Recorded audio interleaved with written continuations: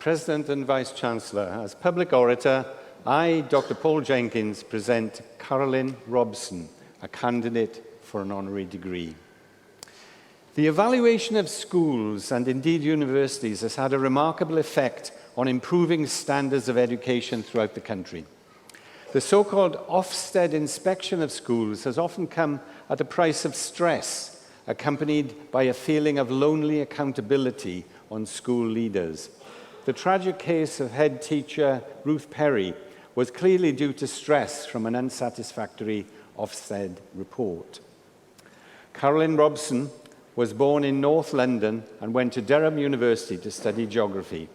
She then came to Leicester to do a postgraduate certificate of education. Carolyn's initial experience was in the county of Leicestershire, and during these years, she returned to our education department to complete a Master of Education degree on her full salary and in the good old days when there were no fees. Carolyn later joined the staff at Beauchamp College, Leicestershire, where she worked for 14 years, rising to the position of Vice Principal. During her time at Beauchamp, Carolyn was seconded to a newly merged school facing significant challenges, New College Leicester, where she worked collaboratively to improve outcomes. From 2001, Carolyn worked in 3 headships in Leicester City, particularly from 2003 as principal of Rushmead School. Under her guidance, the school was rated outstanding in 3 consecutive Ofsted evaluations and featured in an Ofsted publication, 12 outstanding secondary schools excelling against the odds. It was also awarded the International School Award 3 times. Rushmead became one of the first national teaching schools, and Carolyn overcame the initial reluctance of Professor Chris Wilkins of our education department to make Rushmead a so-called skit, where graduates could undergo on-the-job teacher training. Staff and governors at Rushmead were initially concerned when Carolyn was seconded to Fulhurst College as executive principal to raise standards. Carolyn was confident that the system she had developed at Rushmead would be effective at Fulhurst and that Rushmead would also benefit from the sharing of best practice. Indeed, both schools thrived. So what is Carolyn's magic touch that enables schools to improve under her guidance? The first thing is highly effective and responsive safeguarding. Pupils must primarily be safe and happy at school. Next is ensuring relevant and interesting teaching, which is the key to achieving good behavior and outcomes. Thirdly, establishing a consistent behavior policy throughout the school. Pupils are confused if they get away with things in one lesson that are not allowed in the next lesson. Simple, really. As Carolyn says, it is not rocket science. Throughout her career, Carolyn Robson has believed that good practice in school leadership should be shared so that schools in difficult circumstances do not feel marginalized. Carolyn was chief executive and founder of the Mead Education Trust, a multi-academy organization which runs 13 schools. It was founded on the belief that collaboration is a moral imperative and that together schools can make a difference to the educational landscape of all children. Alongside providing education across the schools, the Trust acts as a training hub for professional qualifications and continuing professional development for teachers and support staff. Carolyn has been a leading member of several national education organizations, including the advisory groups of the British Council and the National STEM Centre. She was vice chair of the Teaching Schools Council and a founder member of Challenging Partners, a network of educational excellence across England. Carolyn is a national leader of education, and she currently works as a school leadership consultant. In 2013, Carolyn Robson received the CBE for services to education. President and Vice-Chancellor, on the authority of the Senate and Council, I present Carolyn Robson that you may confer upon her the honorary degree of Doctor of Letters.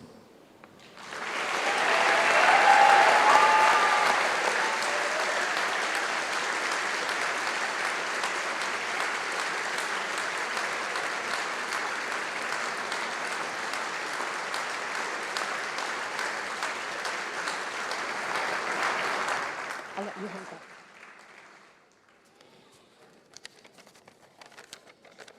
I have to say, this has been one of the hardest weeks of my life. I'm somebody who's been a teacher for as many years as I have. It should be easy talking to a lot of people. But it's quite strange when people are talking about you. Anyway, President, Vice-Chancellor, members of the Senate and Council, distinguished guests, graduates and graduands, families, ladies and gentlemen. I want to say a few personal thank yous to start with. Thank you to Paul for his very kind oration. Thank you to the university for bestowing on me this amazing honorary doctorate and therefore persuading 2 of my grandchildren to nickname me Dr. Granny. So that's quite special. So thank you for giving me this extraordinary day. Secondly, congratulations to all of you in the audience and families for what you've achieved with your well-earned degrees that you've been awarded or are being awarded this afternoon. Well done for your hard work, dedication and ambition. Now, as a teacher, I have to resort back to doing assemblies. So you're now going to get a very condensed school assembly. And I'm going to cover 100 years in 4 minutes. And I'm going to focus on ordinary and extraordinary things. So, in 1975, which is before many of you were born, I first set foot in Leicester, and indeed at Leicester University, where I came for an interview to do a PGCE. And I remember walking up from the station and thinking, well, this looks okay, I'll probably stay here 2 or 3 years. 50 years on, I'm still here. And my husband, who I married in 1975, we both moved up here. We also thought we would move on. But Leicester has very much become our adopted home city, and Leicester University has been very dear to me throughout those 50 years. Who would have thought in my ordinary life, becoming an ordinary teacher, that this year I would not only be celebrating academia and such like, but also our golden wedding this year, so that's 50 years on, that I would have worked with thousands of children across many schools in Leicester and Leicestershire. Who'd have thought I'd have 3 Leicester-born sons, 2 of whom are here today, 1 who's flown in from Milan in Italy to get here, and 1 who's driven up from Devon, which is just as difficult, and 4 grandchildren. Take it a bit wider, 50 years ago when I started teaching and training, I went to the School of Ed down the road in a building that's no longer part of the School of Education, and my subject tutor, Patrick Bailey, who was a wonderful geographer, taught us how to draw beautiful maps on blackboards using chalk. Now, those of you who are so young, you don't even remember that teachers ever did that. You think what technology looks like in schools in Britain and, in fact, across the world today. None of that existed when I started teaching. The curriculum was very open-ended. There was no Ofsted inspections. They didn't exist. Nobody ever observed me teach for at least the first 4 or 5 years of my teaching. They just let you get on with it. So in some ways, there was no pressure. And we had no electronic ways of producing resources, so we had things called bander machines. Someone might find one somewhere. It's like a thing that you crank with a handle and put sort of various things into a machine and print it out, write it by hand, print it off your 20 copies of a resource. Who would have thought 50 years ago we had no mobile phones, AI hadn't been invented, social media, what was that? That was talking to somebody in the street or phoning somebody at a great cost because phone calls were expensive. 50 years on, teaching has changed dramatically. It's still the best profession in the world. So those of you who are not teachers here today, you might want to rethink your future because it is a fantastic profession. But just as the world has moved on, there are some huge mistakes or errors in what we've been doing the last 50 years. We haven't yet managed to address some of the most significant things that the world faces. We haven't addressed war. We haven't addressed social inequity. We haven't addressed global warming, and I could go on. As a teacher, I feel that in many ways we've been failing our young people because we haven't addressed those fundamental issues in the last 50 years. That's extraordinary and very disappointing. So now it's your turn. 50 years ago I arrived. I'm taking you on 50 years now to 2075. So in 50 years' time, what will you be doing? Will the world have changed fundamentally? Will you have become teachers, or will you have gone into other careers? If you're going to become an influencer, try thinking about teaching as an influencer rather than content creating on Instagram and such like.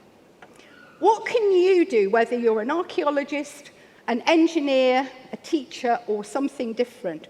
What can you do to give purpose to your lives and make a real difference to the world? Can you use technology for the greater good? What is your purpose in life? By the way, I haven't finished with my purpose yet. I'm still busy with that, and I'm 71. But 50 years on might be pushing it a bit. So I have always been an ordinary person. I'm nothing special. I've had great opportunities in my life, a strong family, a strong faith, lots of amazing friends, lots of amazing colleagues, and wonderful schools that I've worked in. I have learnt, though, that people are what matters. And when Paul was talking about Ruth Perry, the head teacher that sadly committed suicide, we need to make sure we put people first. So whatever you're doing in your future lives, give time to people, to listen to them properly, to think about the people part of your roles in your jobs in the future and how you can make the world a better place. Don't get too busy being busy. Do the things that really matter. And don't let ordinary things squeeze out the extraordinary that you can achieve in your future lives. Thank you very much.